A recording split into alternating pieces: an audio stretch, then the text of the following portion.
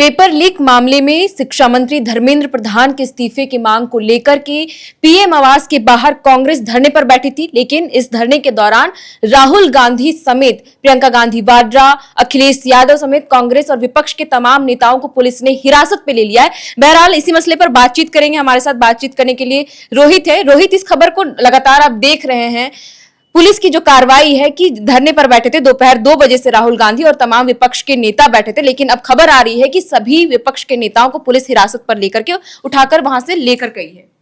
देखिए, बहुत शांत और बहुत सीक्रेट तरीके से राहुल गांधी और कांग्रेस का ये धरने का प्लान था।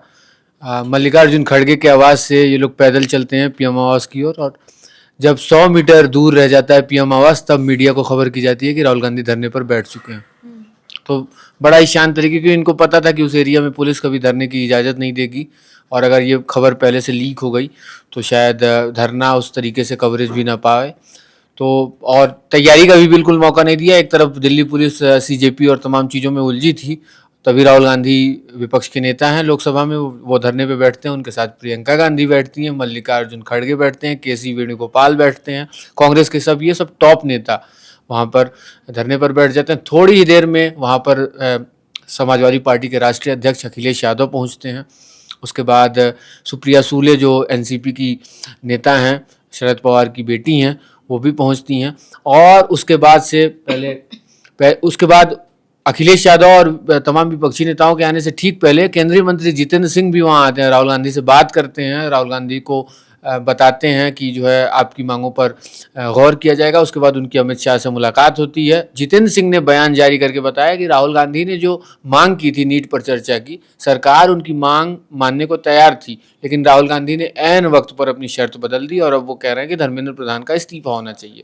यानी कि आश्वासन मिल चुका था कि आपकी जो भी मांगे उन पर हम विचार करेंगे, और अभी जितेंद्र सिंह का भी यह स्टेटमेंट आया कि चर्चा के बाद राहुल गांधी अपने बयान से पलट गए हैं। जी, पलट गए हैं। लेकिन राहुल गांधी का कुल मिला के देखा जाए अगर, तो प्लान तो ये रहा ही होगा ना कि हम अंत में वहीं पे आएंगे जो धर्मेंद्र प्रधान के इस्तीफे की बात शुरू हुई है। और दूसरा, कांग्रेस एक चीज़ को और हाईलाइट कर रही है कि जो कल छात्रों के साथ लाठीचार्ज हुआ, जो उनके साथ बदतमीजी हुई या दुर्व्यवहार हुआ, उसको लेकर भी बार बार कांग्रेस और राहुल गांधी के हैंडल से ट्वीट किया जा रहा है कि छात्रों के साथ बदतमीजी बर्दाश्त नहीं होगी।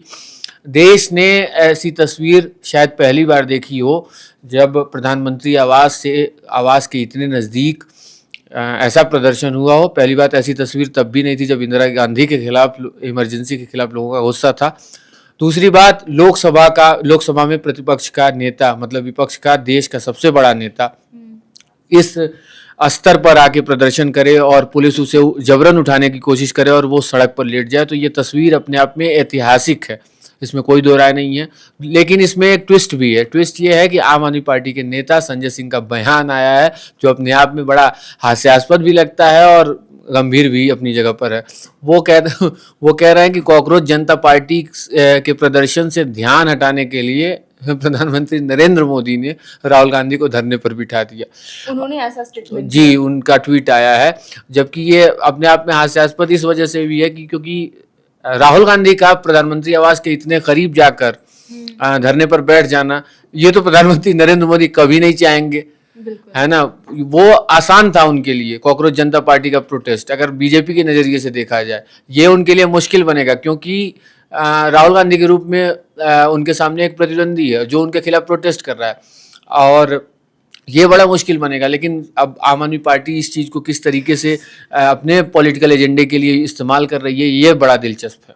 अच्छा, कल जिस तरीके से प्रोटेस्ट हो रहा था, सीजेपी का आंदोलन, लाठियां भांजी गई स्टूडेंट्स पर, लेकिन उस वक्त पर कांग्रेस कहीं भी जंतर मंतर पर नहीं दिखे। हालांकि उस दौरान समाजवादी पार्टी के तमाम सांसद वहां पर मौजूद थे।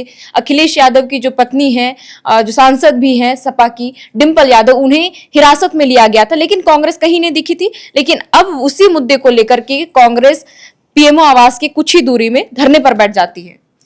देखिए, ये तो बहुत क्लियर था कि कांग्रेस उस प्रदर्शन से दूरी बना रही थी। हालांकि कांग्रेस के अपने प्रोग्राम्स चल रहे थे, गूंज नाम का उनका अपना चल रहा था अलग अलग ज़िलों में। अभी कुछ दिन पहले कन्हैया कुमार समेत तमाम कांग्रेस के नेता रांची भी आए थे उसी कार्यक्रम के सिलसिले में, नीट को लेकर। तमाम तरह के मुद्दे थे जो अलग अलग जगह पे, देहरादून भी गए थे राहुल गांधी, यूपी में भी कुछ प्रोग्राम हुए, बिहार में भी कुछ प्रोग्राम हुए, तो कांग्रेस कर रही थी।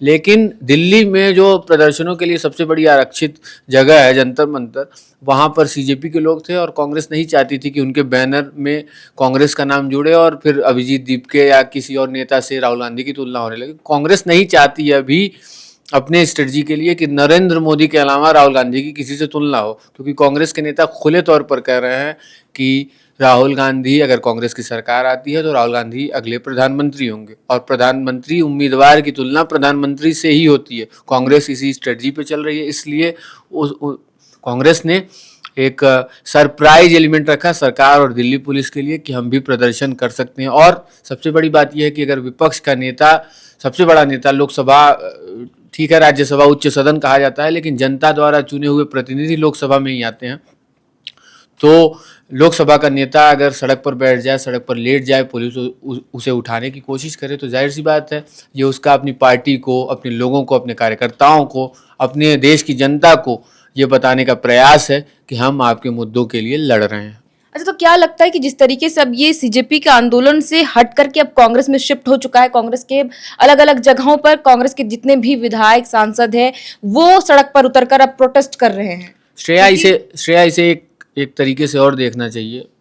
संसद के सत्र बहुत बार मैंने करीब से देखे, उसमें मैंने ये पाया कि जब भी सदन के अंदर विपक्षी पार्टियों ने किसी चर्चा के लिए मांग की है तो बड़ा मुश्किल ही रहा है कि उनकी मांग मानी गई हो, क्योंकि आमतौर पर हंगामा और बवाल इस समय संसद के दोनों सदनों में ट्रेंड बन गया है।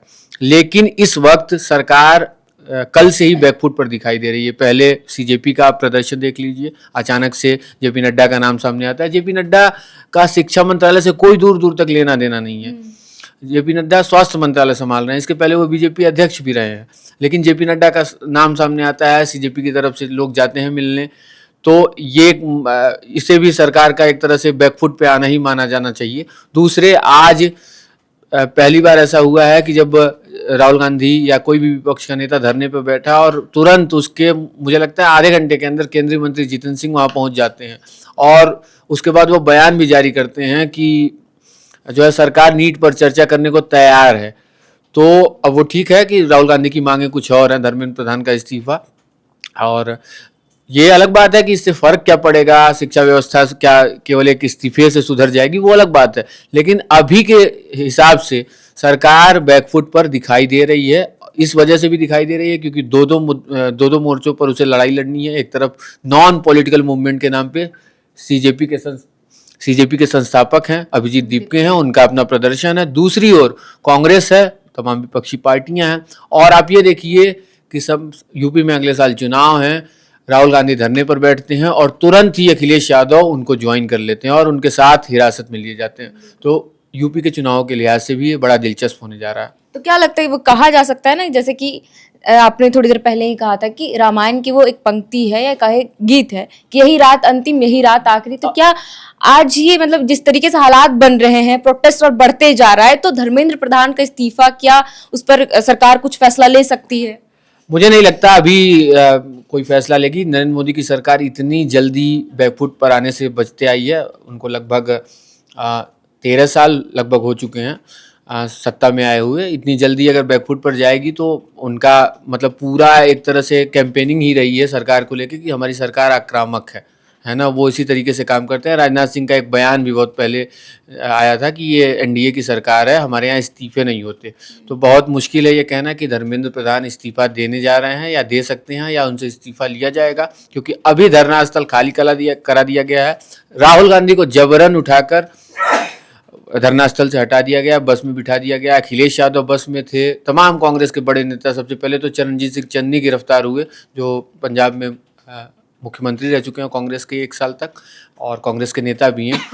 तमाम नेता, अखिलेश यादव, प्रियंका गांधी, केसी वेणुगोपाल, तमाम लोग बस में बिठा के वहाँ से हटा दिए गए। हालांकि सारे लोग अभी वहाँ से नहीं हटे हैं, कांग्रेस के तमाम कार्यकर्ता, तमाम नेता अभी भी वहाँ मौजूद हैं। लेकिन ये कहना कि इससे कुछ निष्कर्ष इसी रात में मिल जाएगा, अगले कुछ घंटों में मिल जाएगा, बहुत मुश्किल है। बिल्कुल। तो देखिए, फिलहाल जो अपडेट था वही हमने आपके साथ जानकारी साझा की कि पीएमओ आवास की कुछ ही दूरी में कांग्रेस धरने पर बैठी थी। हालांकि पुलिस कुछ देर के बाद आती है और सभी प्रदर्शन करने वाले नेताओं को, राहुल गांधी की बात करें, प्रियंका गांधी वाड्रा, अखिलेश यादव, यहां तक कि खड़गे जो है उन्हें भी पुलिस हिरासत में लेकर के वहां से हटा देती। इसके अलावा जितने भी कांग्रेस के सांसद नेता थे उन्हें भी वहां से हटा रही है। लेकिन ये इतिहास में पहली बार ऐसा हुआ जब पीएमओ आवास के सामने ही इस तरीके का धरना प्रदर्शन किया गया हो। हालांकि कांग्रेस भी अपनी मांग पर डटी हुई है कि धर्मेंद्र प्रधान का इस्तीफा होना चाहिए। लेकिन इस बीच जितेंद्र सिंह आते हैं, जो केंद्रीय मंत्री है, उन्होंने आश्वासन भी दिया था कि हम इस पर विचार करेंगे। लेकिन अब वो कह रहे हैं कि राहुल गांधी इस चर्चा के बाद अपनी बात से मुकर गए और वे वहीं पर डटे रहे। लिहाजा पुलिस ने कार्रवाई करते हुए सभी कांग्रेस के नेता और सांसदों को वहां से हटा रही है। तो फिलहाल इस वीडियो में इतना ही। जो भी इस मसले पर नया अपडेट आएगा, जो भी जानकारी आएगी, हम आपके साथ जानकारी साझा करते रहेंगे। आप देख रहे थे नाउ, मेरा नाम है श्रेया और इस पूरे बातचीत में हमारे साथ शामिल थे रोहित और कैमरे के पीछे मौजूद है अभिषेक। बहुत बहुत शुक्रिया। FRP pressure vessels are made using fiber reinforced plastic, a powerful combination of high strength glass fibers and corrosion resistant resin. At Duraplast, we manufacture these vessels using advanced filament winding technology. Layer by layer, resin-coated glass fibers are precisely wound over a rotating mold, creating a structure that is lightweight, high strength, and built to handle pressure. The result? Superior corrosion resistance, longer lifespan, lower maintenance costs for industries that demand performance without compromise. For customized FRP pressure vessel solutions,